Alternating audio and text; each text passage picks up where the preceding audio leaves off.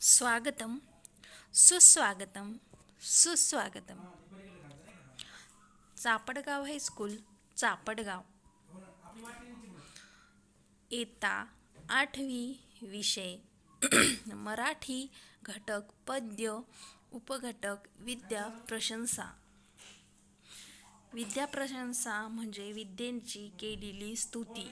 या कवितेचे कवित्री आहेत कृष्णशास्त्री चिपळूणकर. कृष्णशास्त्री चिपळूणकर यांनी कवितेचे ज्ञान आणि कवितेचे महत्त्व आणि या विद्येची स्तुती या कवितेत कवीने सांगितलेली आहे. शिक्षणाचे महत्त्व. विद्यार्थी मित्रांनो, शिक्षणाचे महत्त्व हे आपल्याला असले पाहिजेत. शिक्षणाविषयी आपल्याला ज्ञानाविषयी आपल्याला कोणतेच ज्ञान हे सहजासहजी मिळत नाही. हे ज्ञान मिळवण्यासाठी आपल्याला कष्ट करावे लागतात. हे ज्ञान मिळवण्यासाठी आपल्याला सहजासहजी हे ज्ञान आपल्याला मिळत नाही. हे ज्ञान मिळवण्यासाठी आपल्याला शाळेत जावं लागतं. त्याच्यानंतर बऱ्याचशा गोष्टीमध्ये आपल्या दैनंदिन जीवनामध्येही सुद्धा आपल्याला ज्ञानाची गरज पडते. शाळेमध्ये तर पडतेच, इतर शैक्षणिक बाबीमध्ये तर पडतेच, तसेच इतर गोष्टीसाठी व्यावसायिक असो, नोकरी असो, शेती असो, एखादा व्यवसाय असो, याच्यामध्ये आपल्याला ज्ञानाची गरज लागते. आणि ज्ञान कुठून मिळतं रे? ज्ञान हे आपल्याला शाळेतून मिळतं. शाळेतून नंतर पुस्तकातून आपल्याला हे ज्ञान मिळतं आणि ते ज्ञानाच्या जोरावरती आपण पुढचे कार्य करत असतो. शिक्षणाचे महत्त्व. शिक्षणावर मन केंद्रित करा. डॉक्टर बाबासाहेब आंबेडकर सांगतात की शिकाल तर शिकाल, वाचाल तर वाचाल. तुम्हाला जर वाचण्याची आवड असेल किंवा तुम्हाला शिकण्याची आवड असेल तर आपण अनेक जग जिंकू शकतो. तसं जर बघितलं तर आपण बघतोय अडाणी जे व्यक्ती आहेत त्यांनी जर ते दुकानामध्ये जर गेलेत तर दुकानानंतर गेल्यानंतर दुकानदार हा कोणत्या प्रकारचं माप आपल्याला टाकतोय 1 किलोचं माप असेल तर ते 1 किलोच्या मापावरती कितीचा आकडा असतो, अर्धा किलोचं माप आहे त्या अर्धा किलोच्या मापावरती कितीचा आकडा आहे हे आपल्याला कळत नाही.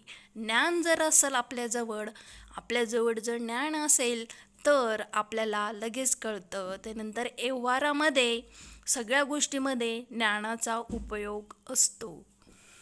थोर महात्म्यांनी सांगितलेला आहे, तुम्ही जर शिकाल तरच पुढे जाल.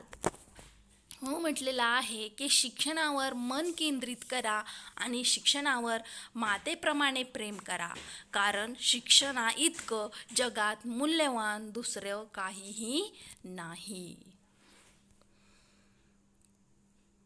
चला तर विद्यार्थी मित्रांनो, आपण बघूया कवीने विद्येचे महत्त्व कशा पद्धतीने सांगितलेले आहे. तर विद्येचे ज्ञान आणि विद्या ही कशी आहे आणि विद्याचे महत्त्व कसे व त्या ज्ञानाची स्तुती कशी केलेली आहे आपण या कवितेत अभ्यासणार आहोत. कृष्णशास्त्री चिपळूणकर 1964 किंवा 1878 भाषांतरकार, रसिक पंडित, मराठी व्याकरणावरील निबंध, ग्रंथपरीक्षणे, त्यांच्या चिकित्सक बुद्धीचे दर्शन घडवण्यात पद्य रत्नावलीत त्यांनी मेघदूताचा रसाळ अनुवाद केला आहे. तसेच अरबी भाषेतील सुरस व चमत्कारिक गोष्टी रासेलस ही सॅम्युअल जॉन्स यांनी तत्वप्रधान कादंबरी, सॉक्रेटिसांचे चारित्र्य आणि अर्थशास्त्र परिभाषा ही त्यांचे अनुवाद कौशल्याचे उदाहरणे होत. अनेक विद्या प्रशंस मूलतत्व संग्रह या ग्रंथावरून त्यांनी शास्त्रीय लेखन सुगम करून सांगण्याची हातोटी प्रत्ययास येते. प्रस्तुत कवितेत विद्येची थोरवी सांगितलेली आहे. दुसऱ्याला विद्या दिल्याने ती विद्या कमी होत नाही तर वाढतच असते. माणसाला संकटातून बाहेर दाखवत असते. विद्येमुळे माणसाला सर्व दुःखाचे निवारण होऊ शकते. विद्येसारखा वाटाड्या मित्र कोणीही नाही असे विद्येचे महत्त्व या कवितेत सांगितलेले आहे. प्रस्तुत कविता ही आठवणीतल्या कविता भाग 3 या कविता संग्रहातून घेतलेला आहे. आपण अगोदरच्या तासिकेला जे कवी आहेत त्यांचा जे कवी परिचय आहे तो अभ्यासलेला आहे. तर बघूया विद्यार्थी मित्रांनो की कवीने विद्येचे महत्त्व व विद्येची स्तुती कशा पद्धतीने केलेली आहे ते आपण अभ्यासूया.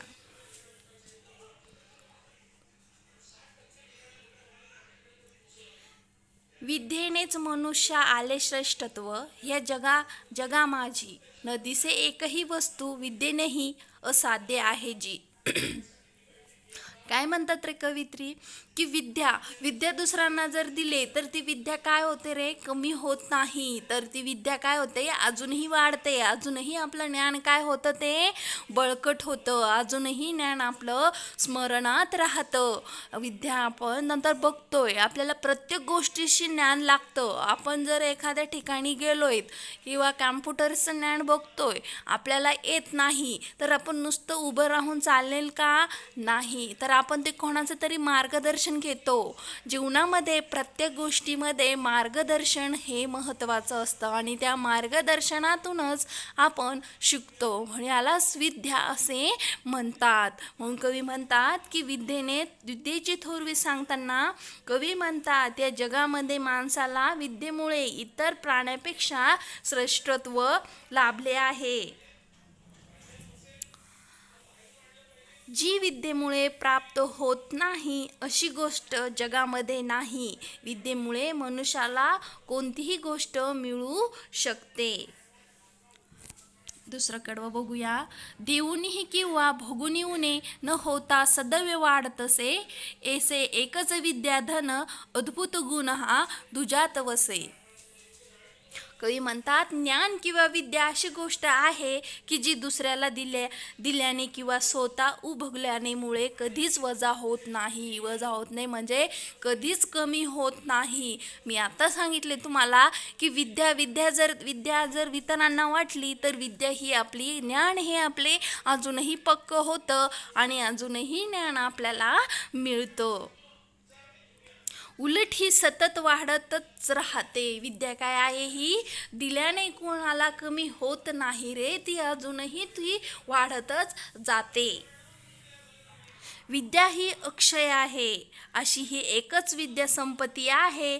तिच्यामध्ये असलेला हा अजब विलक्षण गुण दुसऱ्या कुठल्याच गोष्टीत नाही. तिसरं कडवं बघूया. ज्ञाना विविध रत्नाची कणाकणाची असते भूषणे फार परी विद्या सम एकही शोभदायक नसे अलंकार. विद्या अशी एक प्रशंसा आहे विद्यार्थी मित्रांनो की त्याच्या पुढे अलंकारही फिका आहे. काय आहे, अलंकारही फिका आहे. अलंकार म्हणजे दागिने. जगामध्ये तिरे तऱ्हेचे निरनिराळे बेसुमार असे रत्न हिरे माणके मोती व सोन्याचा अलंकार भरपूर आहेत.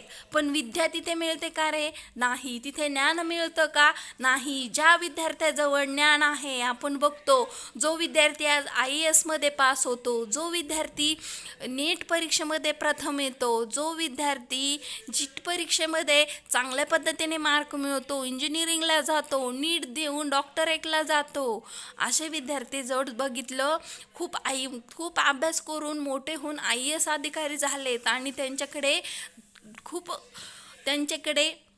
ज्ञानाची काय आहे, ज्ञानाचा अलंकार आहे. त्यांच्याकडे कशाचा अलंकार आहे, ज्ञानाचा अलंकार आहे. तुम्ही एका अडाण्याजवळ जा, त्याच्याजवळ कितीही सोन्याचे असो, आपण तिथे थांबणार नाही. हा अडाणी आहे म्हणून बाजूला जाऊ.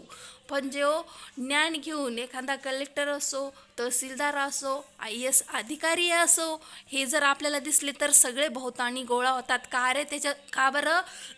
कारण की त्याच्याजवळ ज्ञान आहे, विद्या आहे. त्या विद्याच्या जोरावरती तो आज या पोस्टपर्यंत पोचलेला आहे. म्हणून कवयित्री म्हणतात की जे तऱ्हेतऱ्हेचे निरनिराळे बेसुमार असे रत्न, हिरे, माणिके, मोती व सोने याचे अलंकार आहेत, पण विद्येसारखा शोभिवंत अलंकार एकही नाही. विद्या अलंकार एकमेव अद्वितीय शक्ती आहे.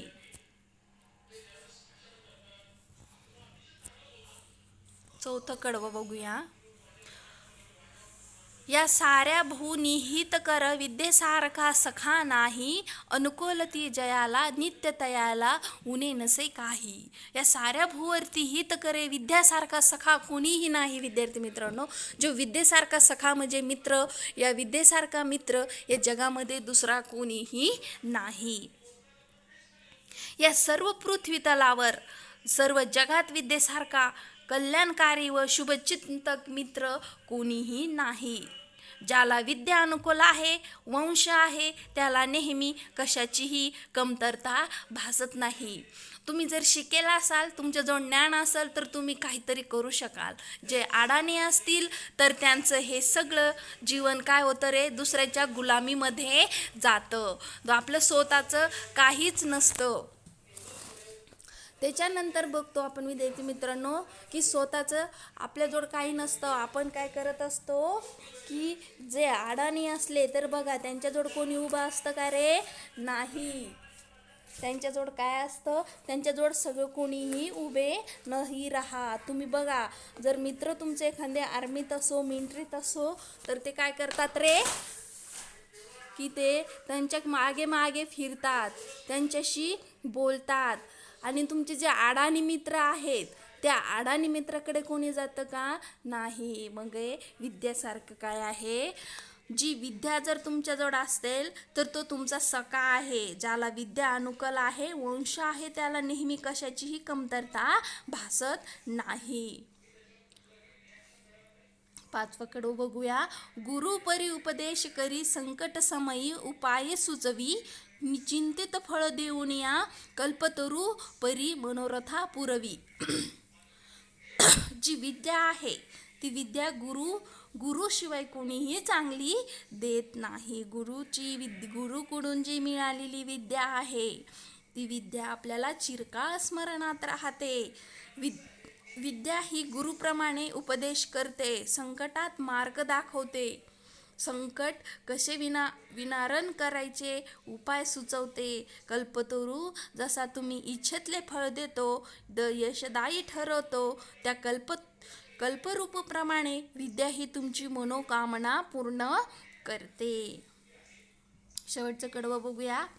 या परी सखल सुखे जी देई, दुःख समस्त जीवारी, त्या विद्या देविते अनन्य भावे सदा भजा भारी. अशा प्रकारे सर्व सुखे देणारी व सर्व दुःखे हरण करणारी ही विद्येची देवता आहे. तिची मनोभावे नेहमी उपासना करावी. अनन्य भावाने तिला शरण जावे, तिची खूप साधना करावी. तुम्ही जर विद्येला जवळ घेतलं, विद्येची जर साधना केली तर ती तुम्हाला शेवटपर्यंत साथ देते. ती तुम्हाला आयुष्यामध्ये कधीही दगा देत नाही. ती आयुष्यभर तुमच्या सोबत राहते. आणि ज्ञानाचा जर भंडार असेल रे तर सगळं जग आपण आपल्या पायाशी, आपल्या मुठीशी घेऊ शकतो. जर आपल्याकडे ज्ञानाचा भंडारच नसेल तर आपल्याजवळ कोणीही उभं राहत नाही. कविता कळाली का रे तुम्हाला? अशा पद्धतीने कवीने या विद्येची स्तुती केलेली आहे. विद्येचं ज्ञान आपल्याला सांगितलेलं आहे. आपण या कवितेत अभ्यासलेलं आहे. विद्यार्थी मित्रांनो, उर्वरित भाग आपण जे प्रश्न उत्तरे आहेत ते उद्याच्या तासिकेला अभ्यासू.